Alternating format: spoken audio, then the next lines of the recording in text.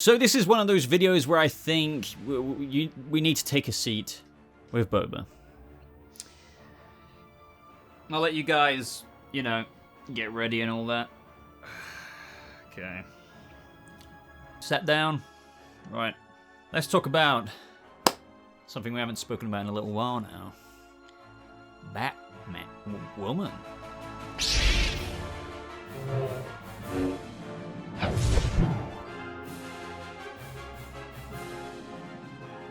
Ladies, gentlemen, Bat family, welcome back to I'm hoping not a mega long video, because I just wanted to give my opinion on it, because I know there are some people out there who want to hear it. I do not make Batwoman reviews anymore because I feel like the show isn't the greatest show in the world. I tried with season 2, it improved in a couple of different avenues, mainly with Javicia Leslie being the new Batwoman, but Batwoman, the show in general, tries to almost sabotage itself inadvertently and unbeknownst. Is it unbeknownst to itself? It almost feels deliberate, but I don't think I even have to elaborate properly as to why. But the reason what got me saying all of that in the first place is indeed the fact that we are getting a recast for Kane, which sparked a lot of interesting news. But also I want to talk about Black Mask and a reveal of Black Mask. What do I think of the design in this video as well? So Kane is back, being played by Wallis, and I believe she was actually a fan cast for a lot of people in the runnings for Batwoman. So, and I know the showrunner has gone on to explain her actions as to why she kind of wanted to recast immediately but then changed her mind, but I kind of disagree with it. It wouldn't have been that weird. I think people would have understood it. It's just the big thing about this is Kane is going to be back in the show.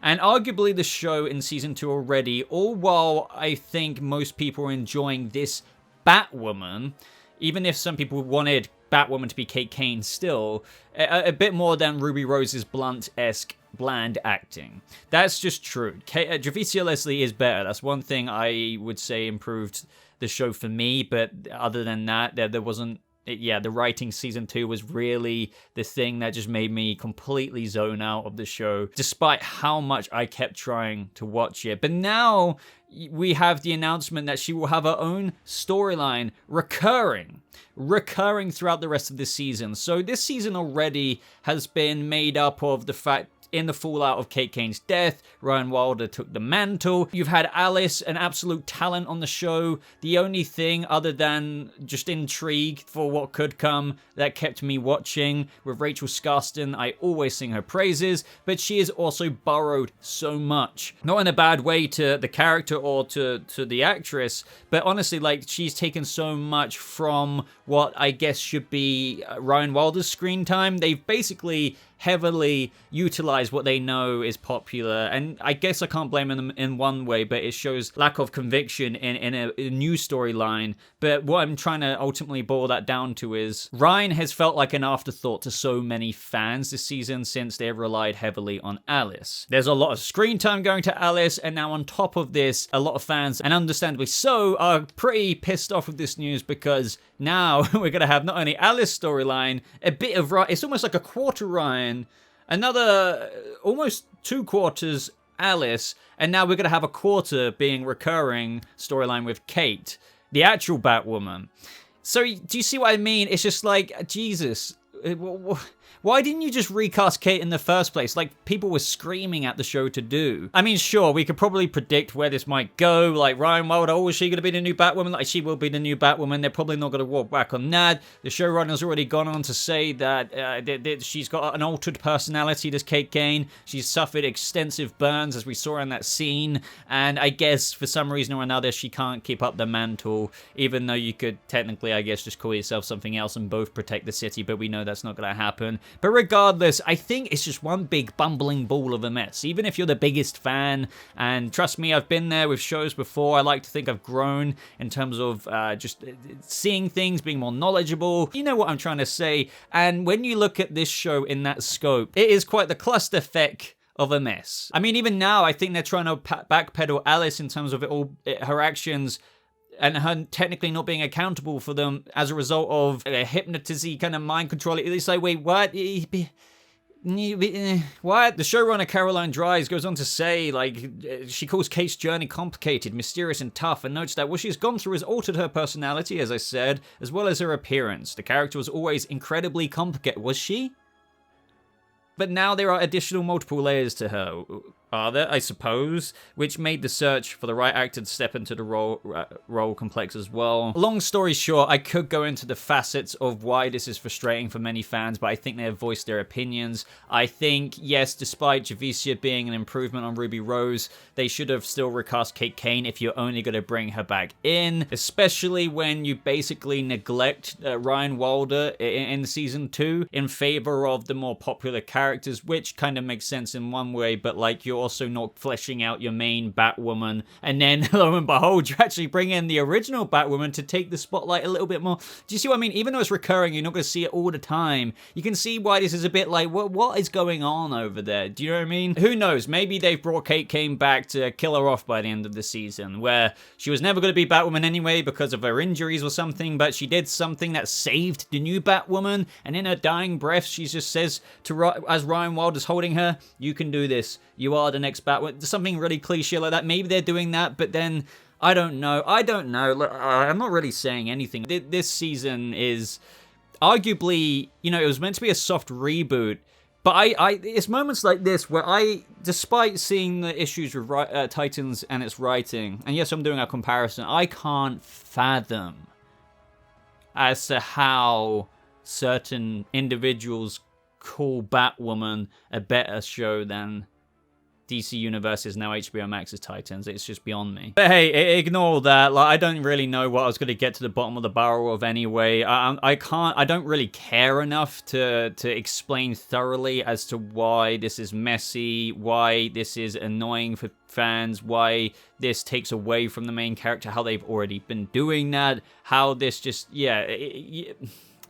Let's talk about Black Mask. So last night I tweeted out a picture of, because it got revealed, that Black Mask has not only been cast, but we've also got a first look at him. Now Peter Outerbridge has been cast as Black Mask. I think I've seen him in V-Wars. Yes, I painstakingly watched that show on Netflix. He's been around for quite a while, and I'm sure he's going to bring some experience into the role. I'm sure, like, he will bring a certain presence to Black Mask. I'm not gonna knock that. I'm sure the casting is pretty decent, especially with the amount of things I can see that he's been in. Now, as for the design, a lot of people were laughing at it when I tweeted it. One thing I will say is, I don't think it's bad. Like, I expected worse, honestly, especially when considering what they did for Hush and how that was just like paper mache with bandage around it, so they didn't actually have to bandage. Do you know what I mean? It was just like a block. It was a helmet bandaging situation. Here, you can tell that they put effort into the big popular character of Black Mask in this continuity. Black Mask wasn't around during Batman times. This is a new character to Gotham in terms of the Bat family and how Batwoman will be combating him. I don't think they are going for the mask molded onto the face look, just because, as they describe here in the Deadline article, Roman Sonis, aka Black Mask, will be a major part of the storyline through the rest of the season. By day, Roman is a pragmatic and charismatic CEO who plays the White Knight against Gotham's corrupt systems. Now, that tells me if he's out in public, it's not like merged to his face like it is in some iterations of the source material. However, I kind of like their approach with how they didn't just put it as a mask. It kind of seems to like engulf his head. Maybe there's like a strap at the back there. I do prefer the Birds of Prey Black Mask that we got. It's a lot more sinister and ugly looking. This is ugly looking, don't get me wrong, but maybe it's just the way he's looking down. I wish we had a proper like face up look to it, because his eye socket skeletal structure there is just kind of like going down a bit too much, and I can't really get a good gauge at what that properly looks like up close, so to speak. I think there's something a bit strange about his ears poking out like that as well. I don't want to go too harsh on it, because I do want to give them credit where credit's due, and it does look like a half-decent iteration of a Black Mask. It just does. I'm not going to knock that. But those are essentially my first impressions. There's something kind of off about it, but you can tell they tried to build it with some decent material. They've got the demonic looking, creepy, angry face look to the mask. I'm not sure if I'm mega on board with the fact that it covers his hair. Maybe it'd look a bit cooler if his hair was out of it. Maybe not. Maybe not. Either way, though, here's where I'm at respectfully with Batwoman. I don't think Black Mask is going to redeem Season 2 at all for the more critical people. like myself, I would say I want to reserve judgment, but I just don't see, with the way the writers' room kind of approach the several avenues that they have, that this would be approached any different in terms of all the illogical moments we have in episodes, to the most convenient things, to the most dumb logic that characters go through. It just gets to the point of where if you're trying to take it seriously, you can't take it seriously most of the time. And that's what I think a lot of people struggle with. I think that does boil it up. The show could be good. It's just the writing and the way that kind of structures each episode, and character decisions, motivations, explanations. It's like it feels like everything is that scene in Batwoman Season 1 where the girl runs past Alice in the direction of Alice where she gets hit by the trumpet. It's just that's what I feel like most things are all the time. Either way though, there's my thoughts on Batwoman so far.